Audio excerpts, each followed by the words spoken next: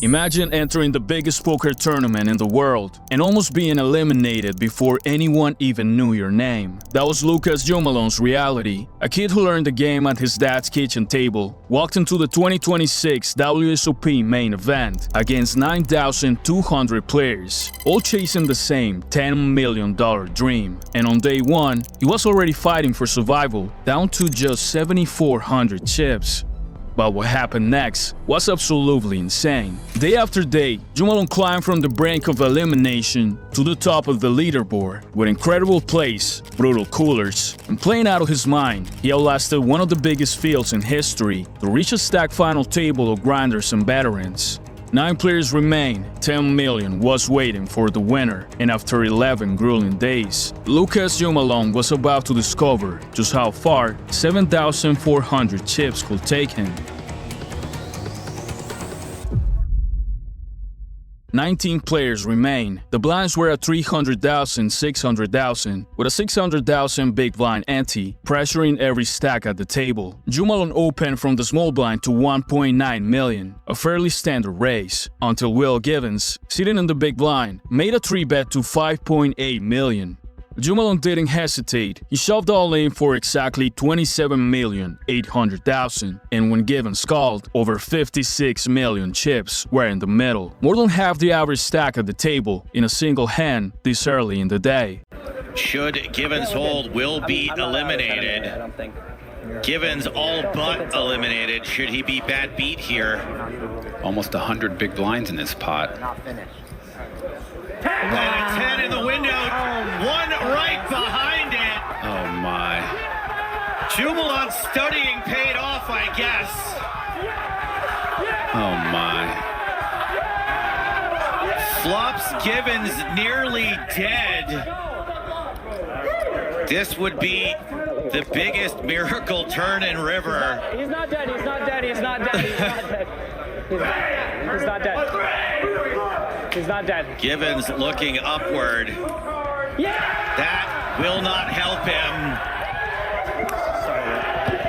And a very classy response from Will Givens. This brutal bad beat set the tone for what was coming, because if day 8 belonged to anyone, it belonged to Jumalon, and the next giant pot he played will turn him into the absolute chip leader of the tournament.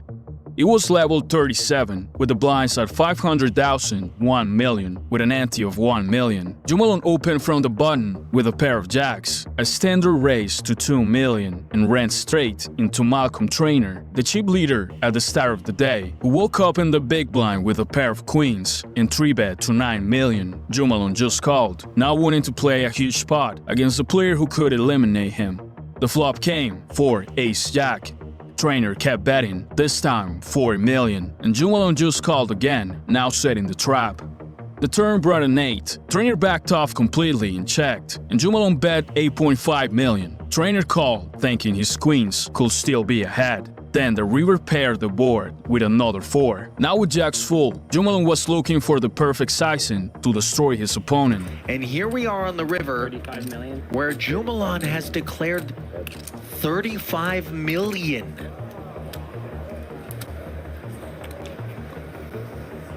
Wow.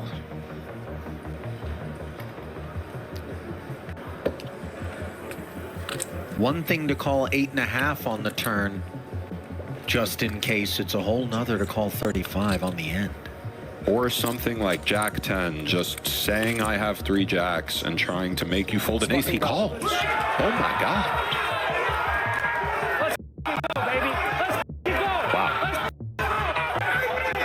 That hand against Trainer made Jumalon the chip leader, but the next hand he played will do something completely different. It would spark a rivalry that later in the same tournament will end in what many are already calling as the worst call in WSOP history. A mistake that cost a player $4 million. The blinds were now at 600,000, 1.2 million, pushing the field even closer to the final table. From the button, Jumalon raised to 2.5 million with Queen of Clubs and 8 of Diamonds. In the small blind, Lauri Saaskilahti, with an average stack of just over 40 million, looked at his cards, found a pair of 4s and called, hoping to flop a set. What happened next will become one of the most defining moments of the entire tournament. Jumalon Seeks a victim in position. 5, 6, 7. Bad side of the open-ender versus the good side, but Saaskilahti in the lead with his 4s. 2 quick checks with 7.4 in there. Board pairing 5. Lauri still in the lead.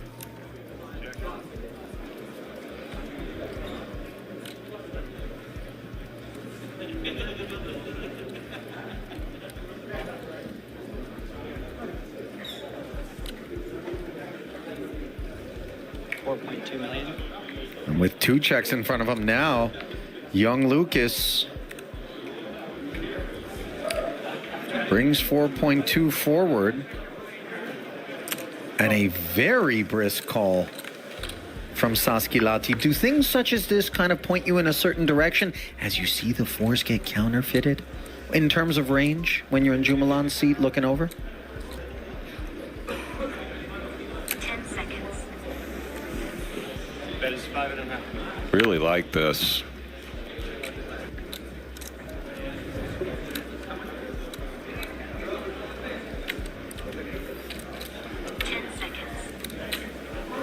He's already garnered a lot of respect. Oh, wow, Nick, he's found it. Got me on the river. Queen high, baby.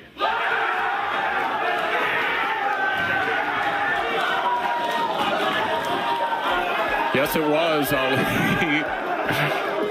That hand with Saaskilahti was only the beginning of their story, but first, there was still unfinished business with Malcolm Trainer. After his failed hero call against Lucas, Trainer was left with crumbles with barely 4 big blinds. Jumalon attacked his big blind with King Queen.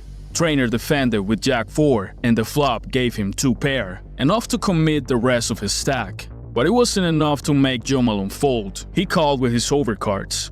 The turn brought a 9 of spades, and suddenly, Trainer seemed to be launching the biggest combat of the tournament. Picks up the 9 as an out.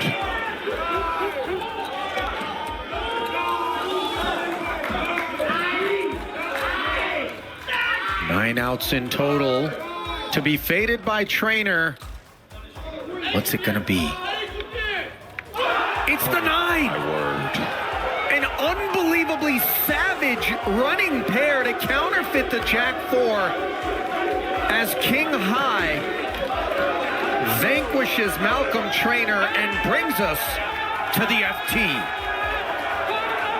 With that, the final table was set. 9 players will return a month later to decide who will be the next world champion of poker.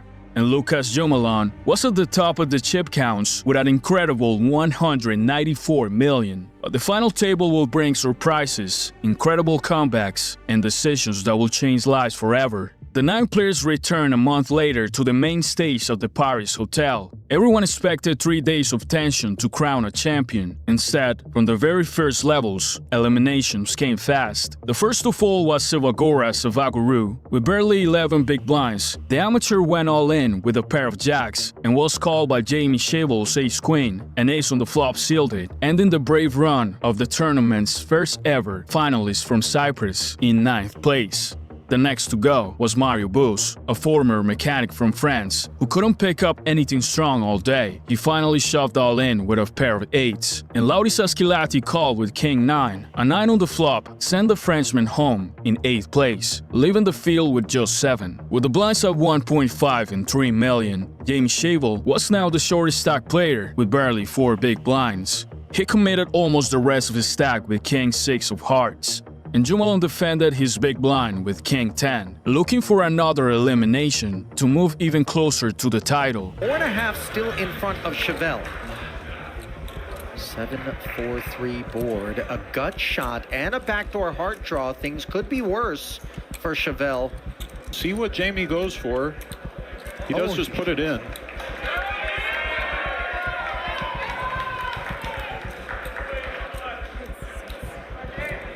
Here we go. Another all-in and a call. The second one of the evening. Mueller staved off elimination. Ken Chevelle. Instead, it's a jack.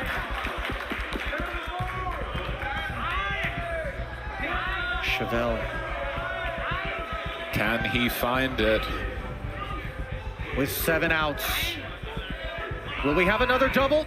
Or will we have a casualty on this final table battlefield? It is the latter as King 10 High holds. Shortly after, Remy Hamoud lost a brutal flip with Ace-King against Greg Mueller's pair of 9s and suddenly found himself in pieces. It wasn't long before his tournament life was on the line again, this time needing 14 outs to outdraw Lucas, who hadn't lost a single flip all day. Here on the main stage, where the Queen Jack fails to improve on this board pairing turn. And perhaps improving to a north of 300 million chip stack will be Lucas Jumalon, unless one of those 14 outs at the top of your screen can grace Ramy Hamoud.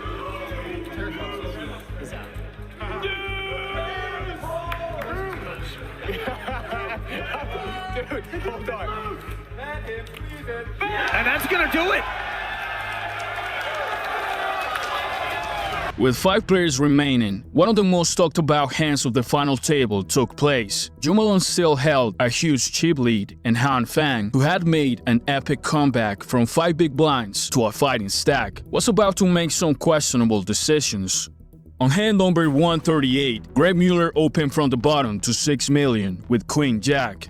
Han Fang called from the small blind with a pair of 10s, and Lucas Jumalon in the big blind with a pair of 7s also called. And then the dealer dealt a lethal flop, Ace-7 Ace.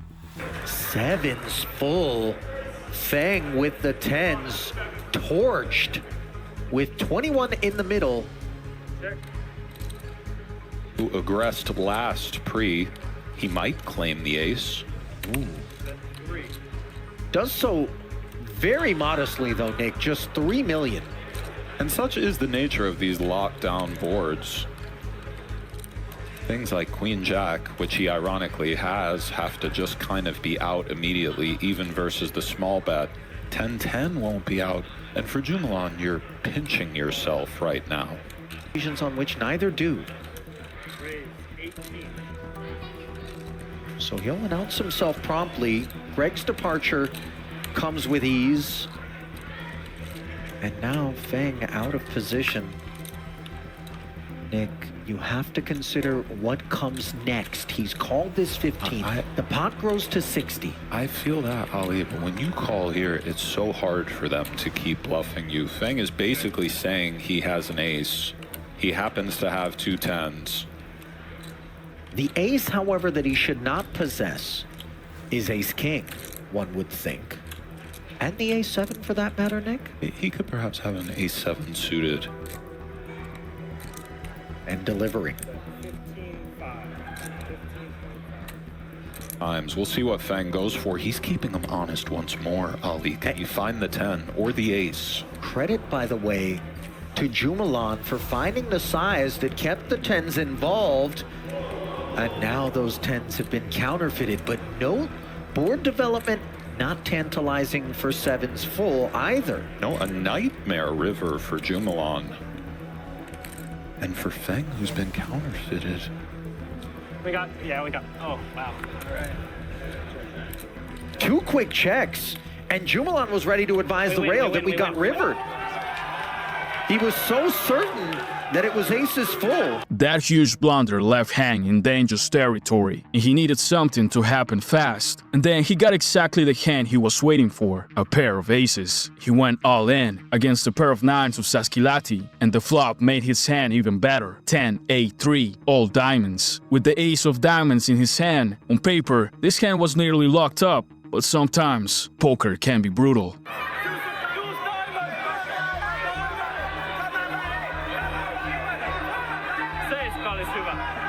Doesn't want to see something like a black 7 or a non-diamond jack. Open-ended now for Saaskilahti. All of a sudden, 1 out becoming 7, Nick.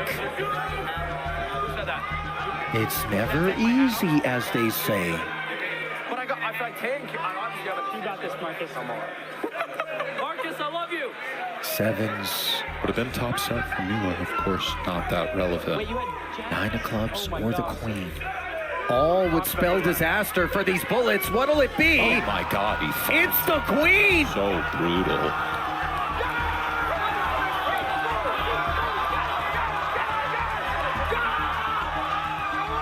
Saaskilahti had started the final table stuck in the middle of the pack, but kept gaining more and more confidence, and over time became the only real threat to Jumalon's lead. With 4 players remaining, the two collided in a big hand, the spark that will ignite a rivalry that the two of them will carry all the way to the end.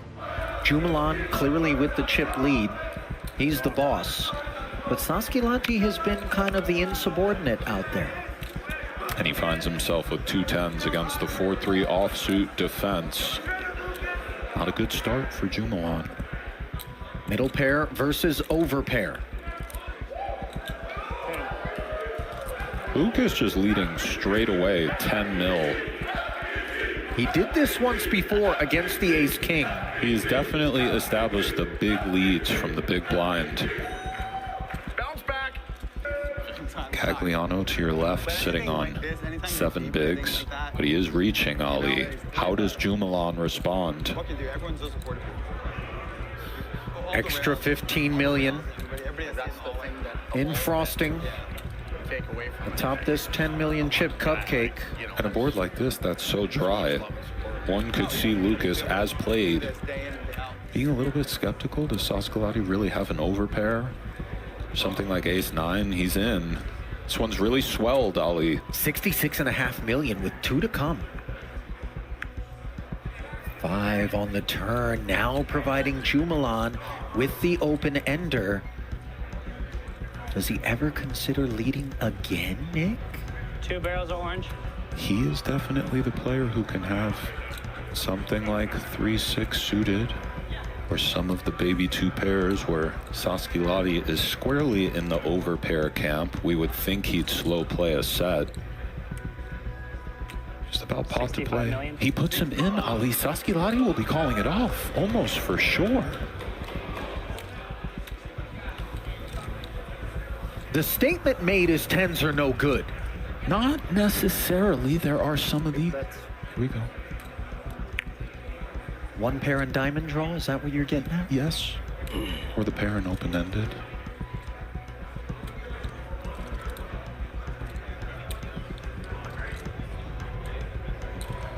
I don't mean to jump the gun and say he'll be calling. It's a lot easier watching.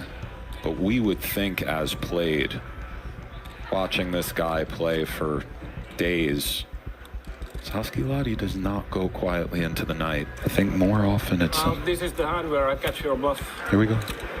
1 pair and a draw or something. I call. He makes the call, Nick. And he's ahead. Yeah, 2 pairs. Does he cover? Let me just make sure you has been covered. I think you cover. I think I just want to verify. You have it?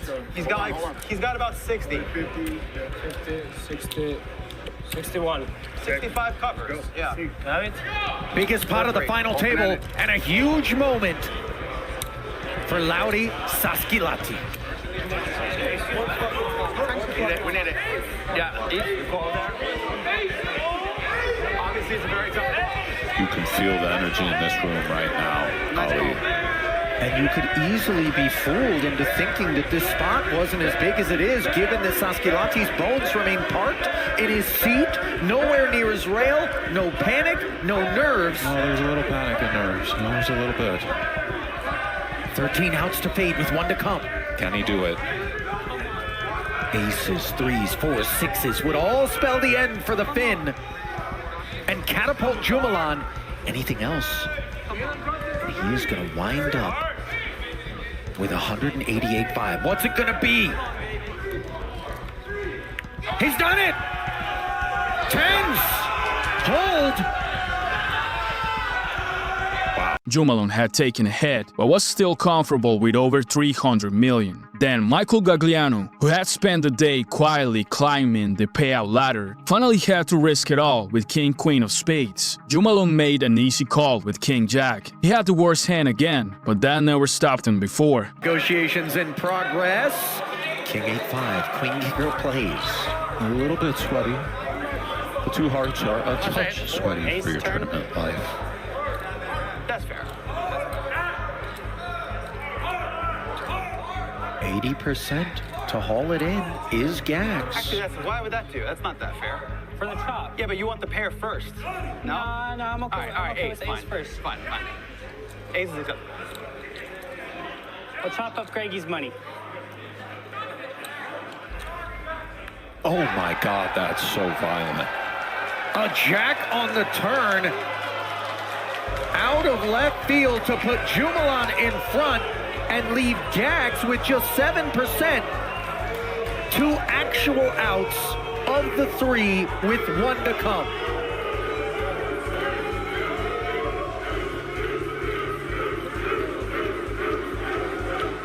Han Feng's aces know what this feels like as they fell to 9s, and Gags can't return the favor. With 3 players at the table, Greg Mueller found himself caught between the 2 big stacks, who had been playing aggressively the whole way. Then, in a blind versus blind pot, Saaskilahti set a trap, just calling from the small blind with a pair of kings. Mueller checked his option in the big blind with a weak 10-4. The flop came ace-4-ace, and Mueller's hand improved to 2 pair, but he had no idea what awaited him. They both checked, and a jack fell on the turn. Saaskilahti bet $3 million for value, and Mueller called to see the last card. The river brought a 3, and that's when the Finn sent a massive overbet of $50 million that covered Mueller's entire stack. Earlier in this tournament, this same 2 had clashed when Saaskilahti bluffed Mueller of the best hand on the river, and that memory had to be somewhere in Mueller's head as he faced a decision worth millions. I get what he's doing here. It looks so bluffy. That's what he's going for. A diabolical sizing of 34 into 15, deeply polar.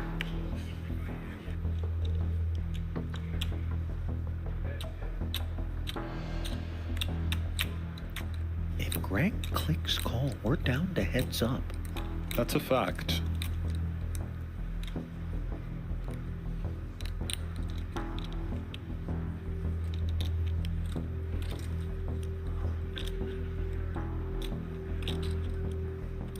$83 million would be so sweet. And the fact that if he busts... Call. Oh my goodness! Call it off. Good game, Greg. Oh my God. Just like that, Greg Mueller made the hero call. But unfortunately, the curtain has been drawn. Lucas Jumalon and Lauri Saaskilahti returned the next day for the ultimate battle, poker's most prestigious bracelet, and $10 million on the line. The 22-year-old still had the lead, with $328 million in chips, but the Finn had fought his way to a very solid stack of $225 million. Saaskilahti's conviction that he could take down the young American had been evident throughout the final table, and after a stretch of hands and pots swinging back and forth, he decided it was time to make his move. They went to a flop ace-10-7. Saaskilahti started firing with nothing more than queen high, betting $6 million, and Jumalon called with middle pair. The turn came, the king of spades, and that only gave the Finn more reason to keep pressing, with a pot-sized bet of $22 million. Now, the decision went back to the young pro, who was facing a decision that could hand the cheap lead back to his rival. I think we can call sometimes, but it's one of those spots where river playability is very unpleasant. Is keeping him honest, Ali, correctly. 68 million in the middle.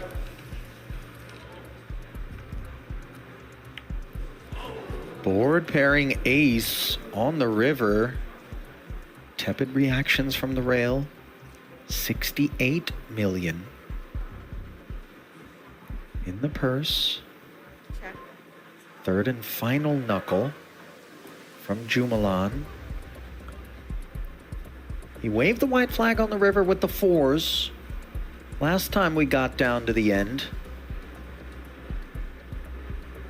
What's on his mind here? Pretty scary spot to bluff. He's eyeing his chips, Ali.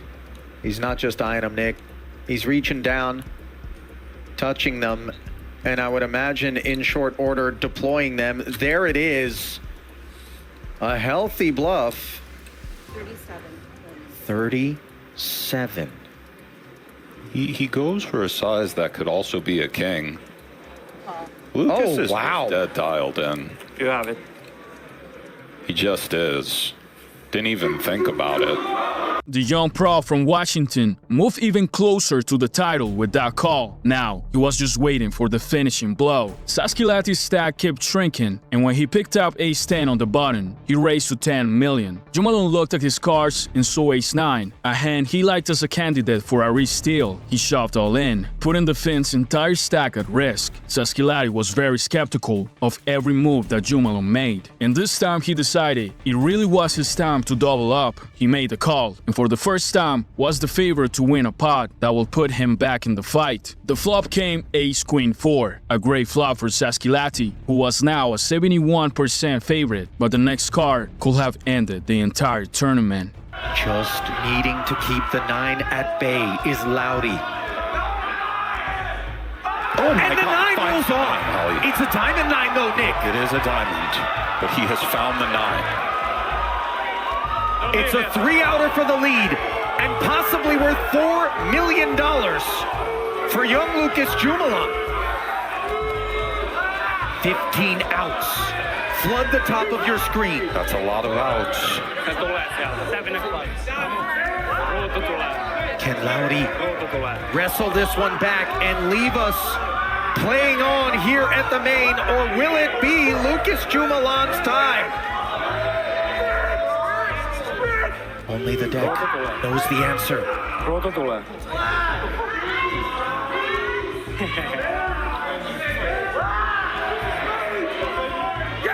It's a diamond! He does find it. Saaskilahti! And the show goes on. As Nick Schulman said, the show must go on. The stacks were even again. The kid had nearly finished off his rival, but a hyper-aggressive play flipped the entire heads-up on his head. Saaskilahti now had more confidence and the ammunition to counter-attack, but maybe he had a little too much confidence. The next hand will become the most talked about hand of the entire tournament, the one many people already call the worst pawn in poker history, the worst decision ever seen at a final table, playing for $10 million. It was exactly the hand that he had been building since day 8. Jumalon called from the button with Queen of Spades and 5 of Diamonds. Saaskilahti checked his option with Jack 3 of Diamonds. The flop came Ace of Spades, King of Spades, 4 of Clubs. Saaskilahti checked. Jumalon had only backdoor draws and bets 4 million. And this is where the hand takes a strange turn. Saaskilahti called with no pair, not even a backdoor diamond draw. The turn fell, the Jack of Spades, a pair for Saaskilahti, and the nut flush draw for Jumalon. The Finn checked again, and Jumalon went for a very polarizing play, 40 million, 2x the pot. Saaskilahti went into the tank, and that's where he surprised even the commentators. Mind you, he does have the best hand. He's calling. Wow. Wow. Then, the biggest card of Jumalon's life was dealt on the river, the 6 of Spades, giving him the best possible hand. Saaskilahti checked. Jumalon took his time, calculating the size that would take the most chips out of his opponent. And then, he looked at the dealer and said, 180 million. 180 million. another giant overbet sent the Finn straight to the tank. Jumalon's rail started celebrating while Saaskilahti faced the biggest decision of his tournament. But this was exactly the moment when the real mind games began. I feel like you have complete air. I don't have a strong hand.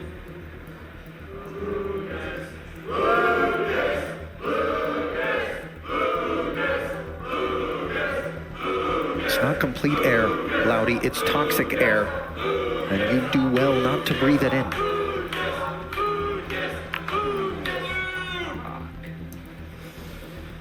Ay, ay, ay, ay. To hero or not to hero? What do you think, Lucas? You have it? Yes, he does.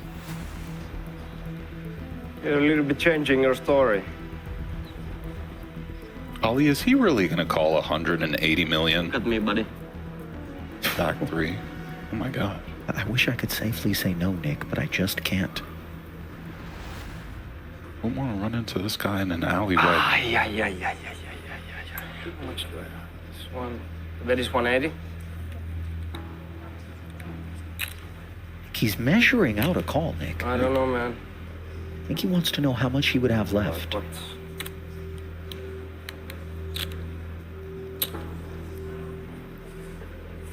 I mean, the call on the turn was wild enough. Especially after the tank. but Ay. He did figure it Tough out spot. and was right.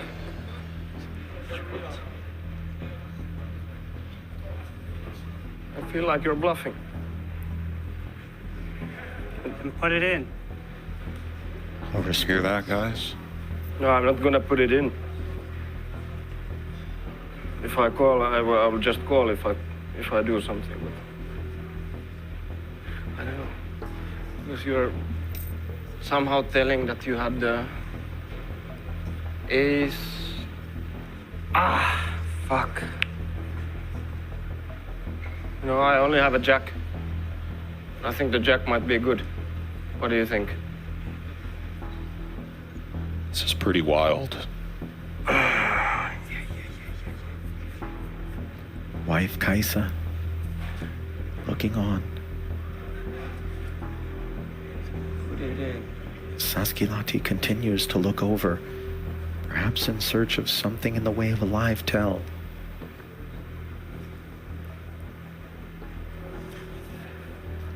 I call. Oh, he's called! Calls. Oh my God. It didn't work out, but that's gotta be two of the gutsiest. That was it. After that brutal decision, Saaskilahti was left with less than 10 big blinds. He committed the rest of his stack with Ace-7 against Jumalon's King-6. The next 5 cards will decide the new world champion of poker. Well, the 3-2 favorite, the Ace-7 has been outflopped. Jumalon with 6s, Nick, and again, Saaskilahti has work to do with his back against the wall.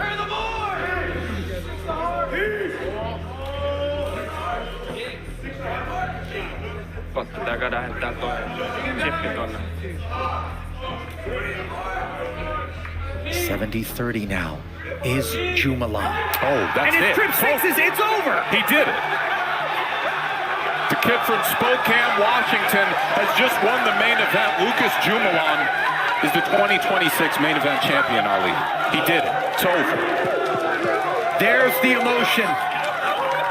He says, I've envisioned this. I don't even know for how long. I've had sleepless nights over the last couple of years. I feel like I'm going to wake up any minute and they're going to tell me it didn't happen. Well, Lucas, it did. Enjoy it, young man. That's a wrap.